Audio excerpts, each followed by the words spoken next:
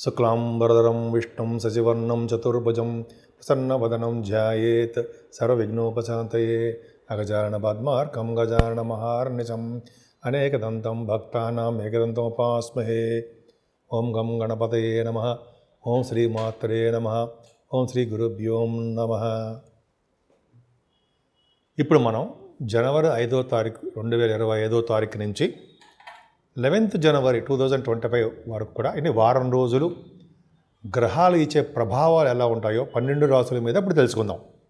దానికంటే ముందర కొంచెం ఏంటంటే, మా ఆది ఆస్ట్రాలజీ చూస్తున్నటువంటి మీ అందరికీ నా హృదయపూర్వక నమస్కారాలు. అంతేకాకుండా విదేశాల్లో కూడా నివసిస్తూ నన్ను ఎంతగానో ప్రోత్సహిస్తూ నా వీడియోలు చూస్తూ నాకు ఫోన్లు చేస్తున్నటువంటి మీ అందరికీ కూడా నా హృదయపూర్వక నమస్కారాలు. పేరు పేరున నా హృదయపూర్వక నమస్కారాలు. ఇప్పుడు ఇందాక చెప్పినట్టుగానే మనం ప్రతిసారి కూడా మీకు జాతకాలు తెలుసుకోవాలనుకుంటే date of birth, time of birth, place of birth ఉండాలండి. మ్యారేజ్ సమస్యలు కానీ, విద్యా సమస్యలు కానీ, విద్యలో అయితే చిల్డ్రన్ విషయంలో కానీ ఇవన్నీ ప్రాబ్లమ్స్ ఉంటాయి. కాబట్టి ఏదైనా మీకు కావాలంటే మీకు ఫోన్ చేయండి, వాట్సాప్లో మెసేజ్ పెట్టండి, నేను చూస్తాను.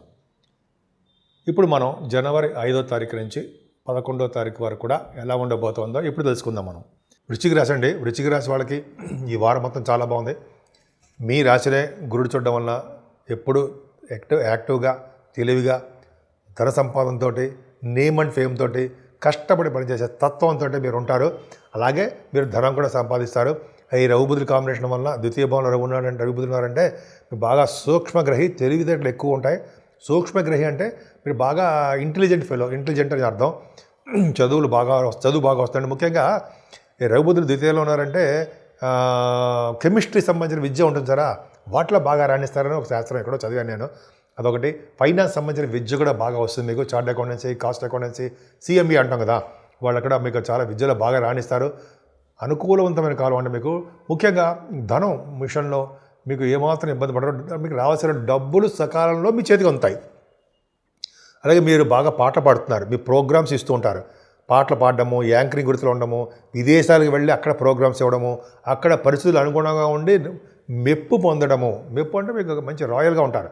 అంత అదృష్టం రవిబుధుల కాంబినేషన్. అందరూ కాదండి, మీ జాతకాల నుంచి ఆధారపడి ఉంటుంది. ఆ ఫీల్డ్లో ఉండాలి మీరు. అంతేకాకుండా రవిబుధుల కాంబినేషన్ వల్లనే ఇంకా చెప్పాలంటే విద్యలోనూ ఆటంకాలు కలగకుండా, అంటే ఆభరణాలు, బంగారు ఆభరణాలు కూడా కొనుక్కుంటారు. మీకు చతుర్థ భావంలోనే శని ప్రభావం బాగుంది కదా, అర్ధాష్టమ శని అంటాం కదా, శుక్రుడు కూడా తోడయ్యాడు.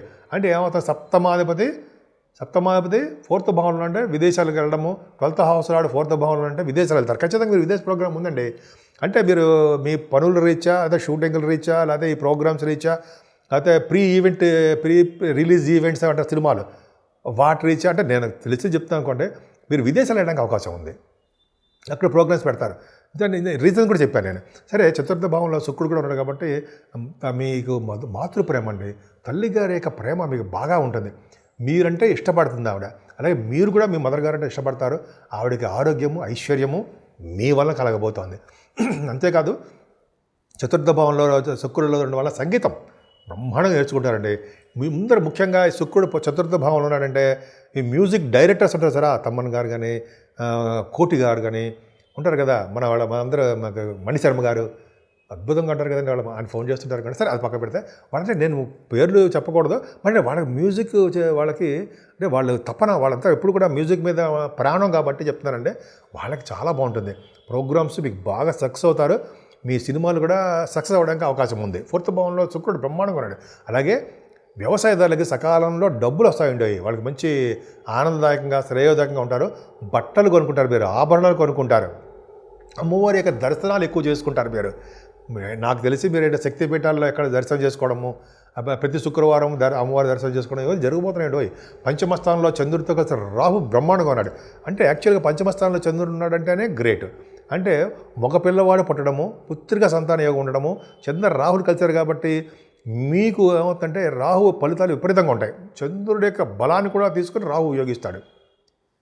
అంటే సినిమా రంగంలో ఉన్న వాళ్ళకి ఇంతగా 4th భావం చెప్పినట్టుగానే రాహు కూడా సినిమా రంగం సంబంధించిన కళారంగం సంబంధించిన రాహు కూడా అవుతాడు. వాళ్ళకి బాగుంటుంది.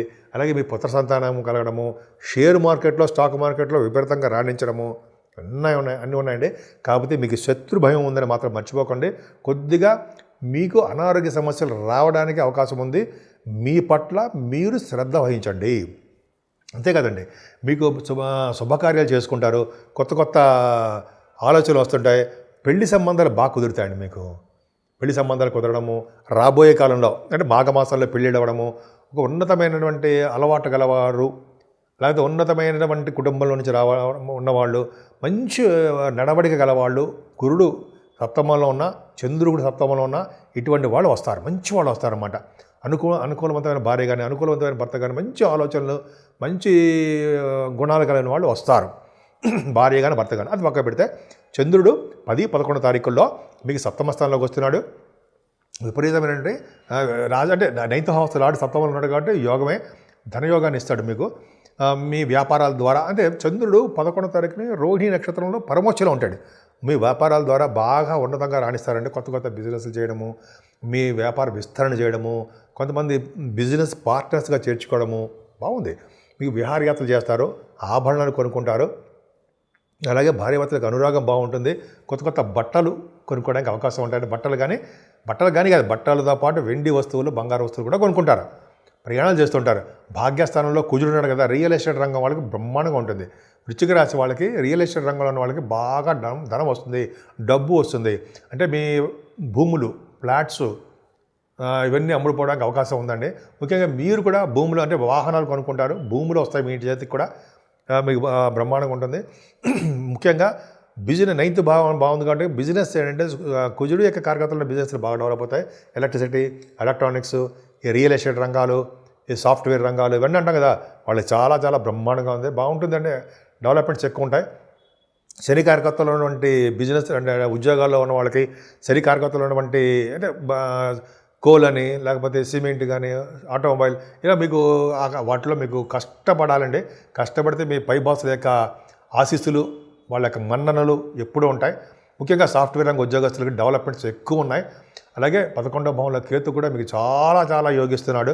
9వ భావంలో కుజుడు, 11వ భావంలో కేతువుకి గురుదృష్టి. అంటే ఉద్యోగం కన్నా వ్యాపారం మిన్నా అన్నట్టుగా, ఉద్యోగంలో బాగా సంపాదించడానికంటే వ్యాపారంలో మరింత ఎక్కువగా మీకు అటువంటి ఒక పక్కన ఉద్యోగం ఉంటుంది, ఒక పక్కనేమో వ్యాపారంలో కూడా విస్తరణ, డబ్బులు, ప్రాఫిట్స్ బాగా మీరు ఉంటాయి. తృప్తిగా మీరు ఉంటారన్న సందేహం లేదు, ఖచ్చితంగా బాగుంటాయి.